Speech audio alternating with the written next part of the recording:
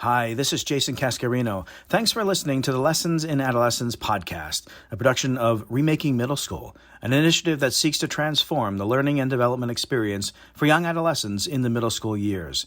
Remaking Middle School brings together good educational practice in school and out of school with the latest developmental science.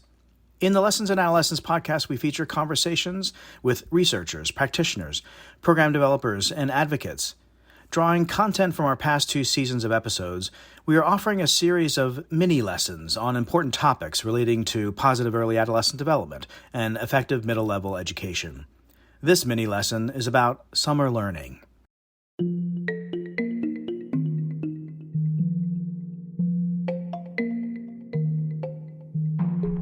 Welcome to Remaking Middle School, an initiative that seeks to transform the learning and development experience for young adolescents in the middle school years.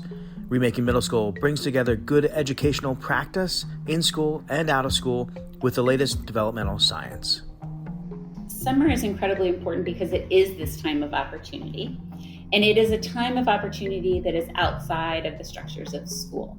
So it provides a lot of learning opportunities beyond sort of what is in a traditional school, but also could reinforce those skills as well. When we think about the development of children and youth over their life course, the vast majority of their time is spent out of school. Summer is 3 months out of the year, and to ignore that time is sort of missing a lot of opportunity space that we have to help and support the development of children and youth over their life course. I tend to think about summer really broadly. It provides an opportune time for people to form identity, to explore skills and interests, to develop all types of life skills, and to learn more about themselves. That was Jennifer McCombs, a senior policy researcher and director of the Behavioral and Policy Sciences Department for the RAND Corporation, one of the world's leading research institutes. In her book, Getting to Work on Summer Learning, Recommending Practices for Success, Jennifer details how to make the most of summer learning by fostering an engaging and productive environment for youth. It's very interesting because there's sort of a picture of what summer school is that is very negative, boring, and terrible.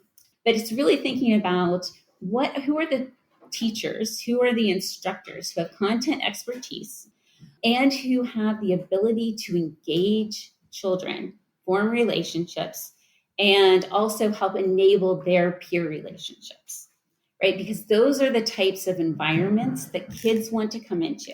And this is particularly important when we're talking about sort of those early adolescents. They have a lot of choice in what they're doing, more so than they do when they're a lot younger, right? So if they're signing up for a program that at the end of the day is not fun, that they really don't want to attend, they don't have friends, they don't feel connected in any way, it is very easy for them to say, I'm not going to go anymore. So I think it's really important that we think about sort of the quality of experience that kids are getting in whatever type of subject that we're involved in, and making sure that it's of the highest quality. Very often, I also think that people feel like academics is not fun. And I would actually like to really push back on that paradigm, because learning is fun, right? What kids don't like is failing. They don't like feeling sort of belittled or that they don't know something, but all kids fundamentally like to learn. And so the extent to which we can create environments where learning is engaging, fun, and people feel successful, that is something that is beneficial for youth, but also that it's enjoyable as well. So why are summer learning programs so important? Aaron Dworkin is CEO of the National Summer Learning Association, NSLA, the nation's leading champion, connector, and supporter of summer learning programming. Aaron notes the inequality gap that widens each summer when students face a lack of educational resources. His work with NSLA aims to close that gap for students in the middle grades as they go through influential periods of identity development. Summer in general, what we're talking about is inequity. We believe it's the most inequitable time of education. If kids were out of school from January through March, we'd all be concerned about those 3 months. But it is in America right now, beyond our control for the most part. We have a summer break millions of children with more resources have the opportunity to learn and do great things and great experience and skills, and millions of children do not. And so that the gap there grows. On the other hand, on a more positive side, it is a time, I think, of greatest opportunity and a chance to be more entrepreneurial in education than any other space. So these programs matter so much in terms of engaging them, feeling empowered. And we also know it's a really tough time around identity and your identity and who you want to be. Not just who you are right now, but what kind of person do you want to be? And then through a summer program for middle school youth is that you have a chance to really work on people's identity and give them a sense of community and give them all these role models. Every counselor in a summer program is really a mentor. I don't know, we don't call them that, but they are. And whether you realize that you were hanging out with these three adults and maybe they're 18 to 24 who all maybe grew up like you, who are doing well and have different interests and you could see yourself in, that matters a lot at that age. So these programs allow people to feel heard, be loved, to take action, to see what their future can look like. The need for engaging summer learning activities is evident, and there is demonstrable proof that these programs produce substantial results for middle grade students. Aim High, a 35-year-old summer learning program for middle school-aged youth based in the San Francisco Bay Area, is just one example of summer learning success. Alec Lee is co-founder and the former CEO of the organization, which aims to give students a sense of belonging, consistently supporting them each summer between their middle school years. Terrence Riley is an alumnus of the program and now vice president of programs. Terrence, along with other alumni, are proof of the long-standing impact summer learning can have on the overall learning and development of young people. So, when I think about the impact of Aim High, first and foremost, it's kids and families, it's our youth, but also the impact on experienced teachers and then aspiring teachers.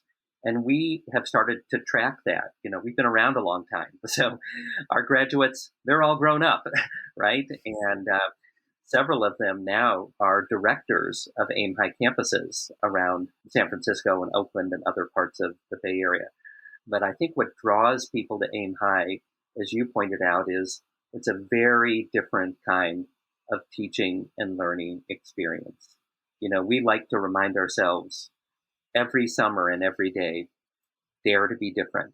Nancy Deutsch is a professor of education at the University of Virginia and a director of UVA's Youth-Nex Center to promote effective youth development, a founding partner in the Remaking Middle School initiative.